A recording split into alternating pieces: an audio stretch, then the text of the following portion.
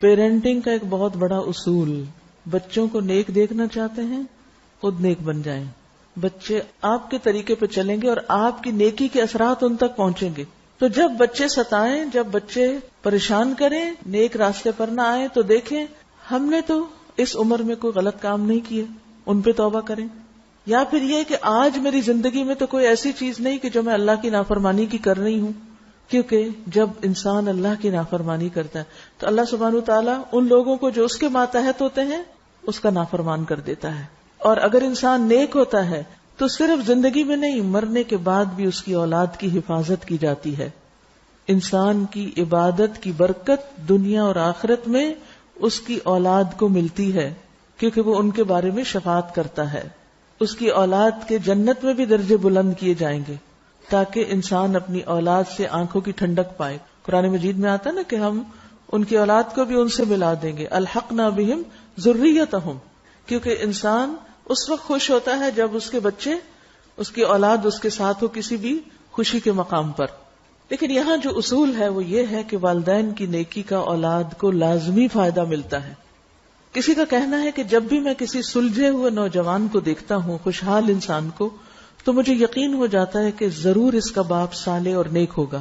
کیونکہ قرآن مجید میں آتا ہے وَكَانَ أَبُوهُمَا صَالِحًا، کہ ان کا باپ نیک آدمی تھا. تو باپ جب نیک ہوتا ہے تو اولاد کو دنیا میں بھی اس کا فائدہ ہوتا ہے.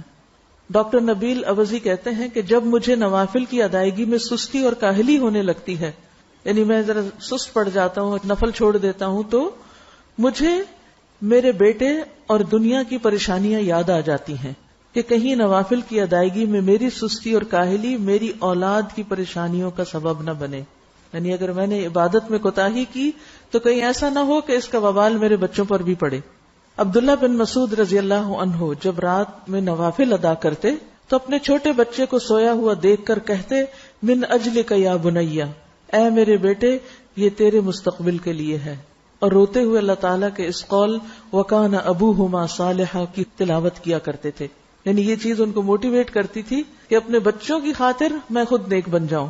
ابن مسیب کہتے ہیں اے میرے بیٹے، بے شک میں تیرے فائدے کی خاطر اپنی نماز کی رکعتیں زیادہ کر دیتا ہوں، اس امید پر کہ تمہارے بارے میں میری حفاظت کی جائے گی، یعنی مجھے تمہاری طرف سے پریشانی نہیں آئے گی.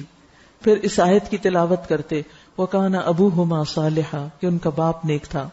میں اپنی عبادت اس لیے زیادہ کرتا ہوں تاکہ اللہ میری عبادت کو قبول کر کے کل تجھے بھی نیک بنائے. اسی طرح ایک شخص تھا کہ جب اس کا کوئی بیٹا اخلاقی طور پر بگڑ جاتا، یعنی کوئی غلط کام کرتا، تو وہ شخص صدقہ کرتا، لوگوں کو کھانا کھلاتا اور کہتا خذ من اموالہم صدقۃ تطہرہم وتزکیہم بہا، کہ ان کے مالوں میں سے صدقہ لیجئے، اس کے ساتھ آپ انہیں پاک کریں اور انہیں صاف کریں. تو گویا صدقہ جو ہے وہ انسان کے گناہوں کا کفارہ بنتا ہے. اللہ کے راستے میں دینا، بخل سے نکلنا انسان کو خود بھی فائدہ دیتا ہے اور اولاد کی بھی بھلائی کا ذریعہ بنتا ہے. اور اس میں شاید پہلے بھی کبھی ذکر کیا میں نے کہ میرے تفسیر کے استاد تھے، وہ کہا کرتے تھے کہ جب میرے پاس کوئی خاتون آ کے یہ کہتی ہے کہ مجھے کوئی دعا بتائیں، میرا بچہ کھانا نہیں کھاتا، چھوٹے بچے جیسے تنگ کرتے ہیں نا، تو میں ہمیشہ انہیں کہتا ہوں کسی غریب کے بچے کو کھلاؤ، تمہارا بچہ خود ہی کھانے لگے گا. تمہارا بچہ نہیں پڑھ رہا، کسی اور کے بچے کو پڑھاؤ. یعنی جہاں دیکھو کہ کمی ہے جس راستے میں، وہ دوسروں کے ساتھ بھلائی شروع کر دو. جب تم دوسروں کے ساتھ خیر اور بھلائی کرو گے کسی اور کے لیے سوچو گے. اور دور جانے کی ضرورت نہیں، اپنے ہی گھر میں بچے ہوتے ہیں، اپنے نہیں تو اپنے بہن بھائیوں کے، دیورانی جٹھانی کے، اور بچے تو سب معصوم ہوتے ہیں نا. تو دوسرے بچوں سے پیار کرو، دوسرے بچوں کا خیال کرو، انہیں کچھ کھلاؤ پلاؤ، تو دیکھو کہ کس طرح تمہاری اولاد میں اس کی خیر و بھلائی لوٹتی ہے.